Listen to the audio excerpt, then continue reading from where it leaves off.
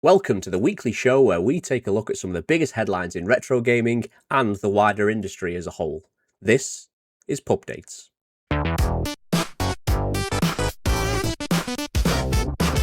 So, starting off, unfortunately, with a bit of negative news, and for those who are a fan, particularly of the company Bluepoint, who, for those of you unaware, were responsible for some of the greatest remasters of the PS3 era, PS4 era.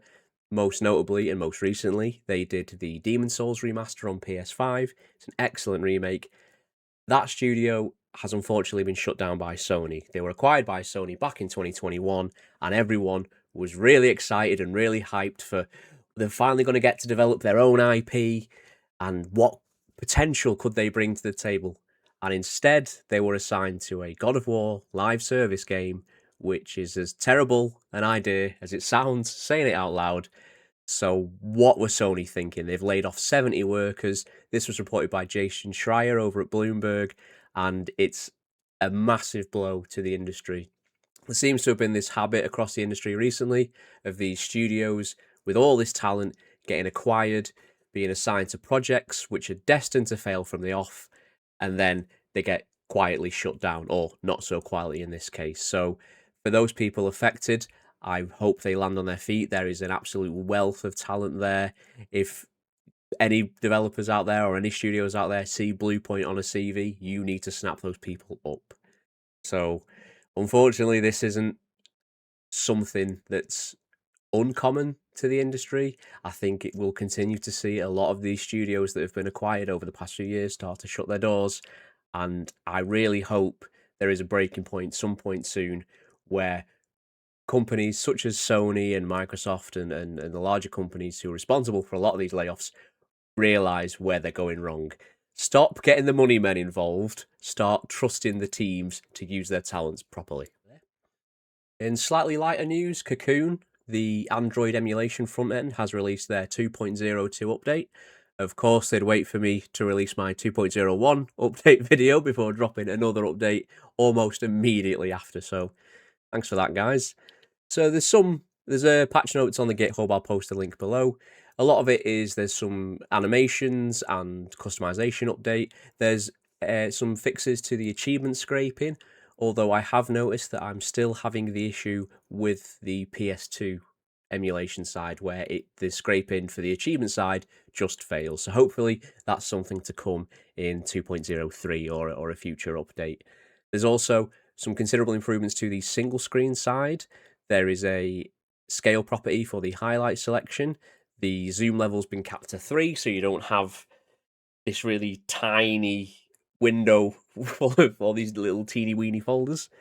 And they've also made the animations from the heroes and the logos work on a single screen. So if you're using a device such as the Retroid or the Odin, then Cocoon is now another option for you. They already had the single screen, but it's good to see that they are currently working on it. Also in the Android emulation scene, and unfortunately another negative story, Citron, the Switch emulator, has been shut down. So recently there was a lot of GitHubs that were shut down as a result of a Nintendo DMCA. This one appears to actually be personal issues from the developers. It seems like there's some kind of rivalry between the developers of Citron and Eden, and it's led to, I believe there's possibly some money involved. I don't really know the ins and outs of it. It's all very dramatic. However, when something like this shuts down, and it also gives, in this case, Eden a bit of a monopoly, that is bad for the emulation scene as a whole, because the lack of competition can lead to stagnation. So I don't know if this is something. I believe that the developer might have a history of kind of doing this thing where he closes stuff down as a result of an argument or some drama. Will it return in the future? Who knows? I do know there's been a lot of backups of the latest available version, even though all the GitHubs have been shut down. So it is still available out there if Citron is something that you needed. So finally, to end on a lighter note, and possibly the most exciting story I've read this week, Retroachivements are introducing a offline mode, which is probably the most requested feature that I myself have and other users have had since as long as I've been using Retroachievements for the past 7-8 years or so. So this is brought to us by Sapphire Rhodonite, who is responsible for the dual screen Melon DS fork. He's also done a lot of development space within the Android emulation scene. So currently in the newest fork of the Melon DS Android version, offline achievements are available. I haven't tried them myself yet. I'll be doing another video to cover those once I have a bit of a play around. There are some restrictions currently. As a kind of trade-off, hardcore achievements aren't unlockable offline, only softcore mode is. There's a really interesting article which I'll link in the comments below, which talks about how this was possible using things like hashing keys to try and detect cheaters and prevent any cheating to keep the integrity of Retroachievements at its optimum level.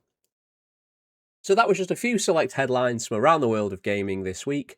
Some great, some not so great. Hopefully next week is a little bit brighter. All the sources for the stories will be linked below. If you like this video, be sure to like and subscribe. This will be a regular weekly show coming out every Friday. So, see you next week. Hello, if you made it this far, then thank you very much for watching the video.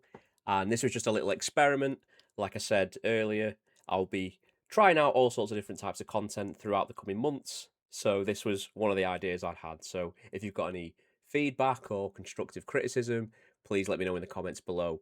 Also, if you've got any advice on lighting or audio quality, anything like that, please let me know. Thank you.